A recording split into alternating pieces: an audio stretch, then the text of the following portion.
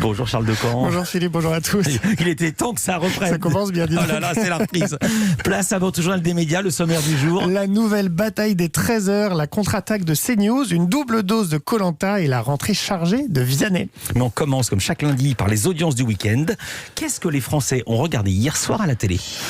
C'est TF1 qui a pris la première place avec le thriller américain Sans Identité qui en était à sa 4e diffusion hier sur TF1 quand même. Le film avec Liam Neeson et Diane Kruger a été suivi par 5 100 000 personnes, soit 22,4% du public. TF1 est aussi leader sur les femmes responsables des achats de moins de 50 ans à 26% de part d'audience. En gros, c'est exactement les mêmes scores que lors de la diffusion en 2018. France 3 pointe en 2e position avec une nouvelle rediffusion des enquêtes de Vera. 3 100 000 personnes pour 13,1% de part d'audience.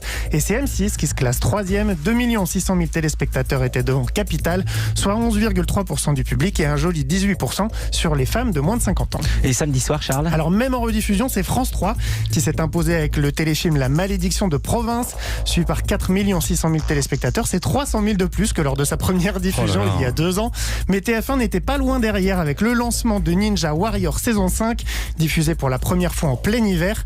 4 400 000 téléspectateurs étaient au rendez-vous. C'est son meilleur score depuis 2017. Mais à cause du couvre-feu, il y avait beaucoup plus de monde devant la télé. Résultat, la part d'audience est en baisse de 3 points par rapport à la saison 4. TF1 peut toutefois se consoler avec un très joli 30% de part d'audience sur les FRDA. Culture Média. Et on commence ce journal des médias avec la grande rentrée des 13h de TF1 et de France 2.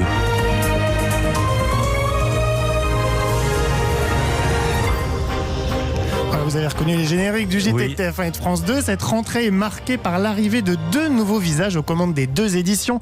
Marie-Sophie Lacaro, 45 ans, originaire de l'Aveyron, prend la relève de Jean-Pierre Pernaut sur TF1. Après 20 ans à France Télévisions, elle succède à celui qui a façonné le 13h de la Une à son image pendant 33 ans. Sur France 2, c'est Julien Bugier, 40 ans, est venu du Loir-et-Cher, qui incarnera désormais le 13h.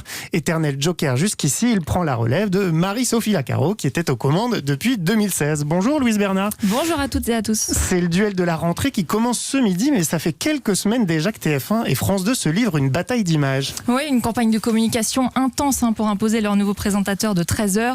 Campagne qui continue dans la presse aujourd'hui et même à l'antenne d'Europe 1, on l'a entendu. Nombreuses interviews à la presse avec Confidence, couverture de magazines télé, spots publicitaires et même un nouveau slogan pour Julien Bugier. Vous allez aimer déjeuner avec lui. Les 2 présentateurs soulignent au passage leurs origines régionales. Et pourtant, les 2 nouveaux rivaux appartenaient encore à la même rédaction. Il y a quelques semaines, ils avaient présenté ensemble des éditions spéciales même. Ils s'entendent bien, ils ont beaucoup de respect l'un pour l'autre et ils ne s'en cachent pas dans les interviews d'ailleurs qu'ils ont données ces dernières semaines.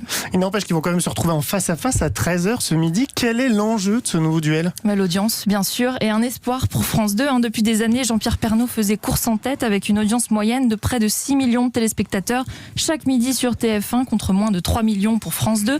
Alors forcément, le départ de Pernaut pour France 2, c'est une opportunité de tenter de réduire cet écart. On aura des nouveaux présentateurs, mais est-ce que ça signifie qu'il y aura des nouvelles formules de CJT ? Non, aucun changement majeur sur les 2 chaînes. Quelques ajustements seulement du côté de France 2. Le début du journal, il restera tourné vers l'actualité. En revanche, c'est sur la seconde partie. Julien Bugier s'intéressera davantage au patrimoine, à la santé, à la consommation, avec une promesse, plus d'humain, plus de proximité, en étant tourné vers les régions, mais de manière plus moderne qu'à TF1, m'a-t-on expliqué chez France 2. Pas question de parler uniquement de tradition. Julien Bugier préfère miser sur la France qui bouge, c'est son expression. Il compte développer l'interactivité avec les téléspectateurs grâce à 2 nouvelles rubriques. La première, ce sera derrière vos étiquettes. Ça répondra aux questions envoyées à la rédaction sur un produit de consommation. Et l'autre, une idée pour la France, ça mettra en avant les initiatives positives envoyées par les téléspectateurs. Et hasard ou non, TF1 a également lancer la bonne idée, une nouvelle rubrique interactive elle aussi. Les téléspectateurs pourront indiquer les idées qu'ils ont découvertes autour d'eux et qui mériteraient d'être dupliquées ailleurs en France. Ça ressemble beaucoup à ce que fait France 2. Mais c'est la seule petite nouveauté, car depuis l'annonce du départ de Jean-Pierre Pernaut, tout le monde à TF1 matraque le même message. Le visage change, mais pas le JT. La recette reste vraiment la même, un ancrage régional très fort.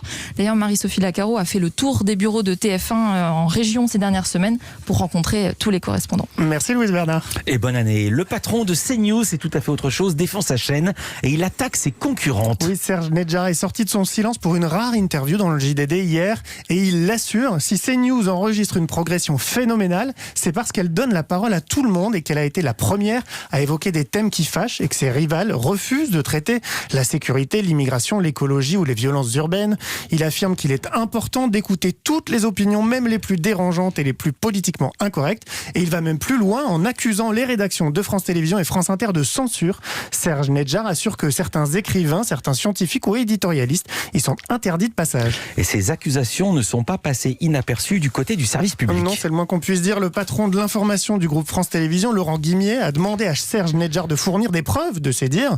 De son côté, le directeur de l'information et des sports de Radio France, Vincent Giret, a dénoncé des accusations démagogiques et opportunistes, je le cite.